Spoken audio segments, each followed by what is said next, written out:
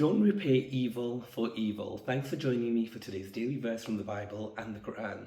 I'm finishing the book of Thessalonians, and in chapter 5, verse 15 to 19, it says, "See that no one pays back evil for evil, but always try to do good to each other and to all people.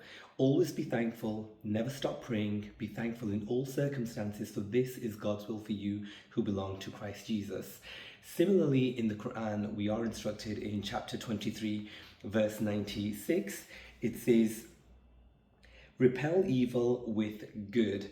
And further on, it goes on to say in chapter 41, verse 34, it says, "Good and evil cannot be equal. Repel evil with what is better, and your enemy will become as close as an old and valued friend."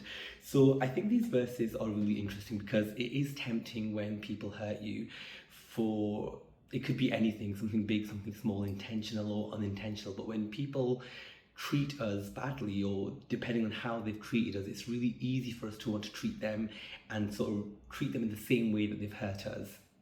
But the thing that makes us different as believers, even though it is difficult, is we don't have to react in the same way. We can try to, and we can learn to overlook, we can learn to forgive, we can learn to just not keep hold of that grudge. And the reason is that when we forgive and we choose forgiveness over anger, choose forgiveness over revenge, we're actually doing that more for our well-being, for our mental well-being, rather than for that other person.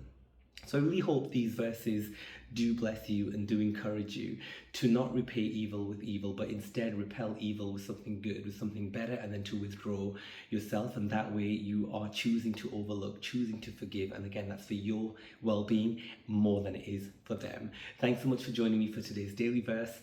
I really hope you're blessed by them, and I'll see you tomorrow for another daily verse from the Bible and the Quran.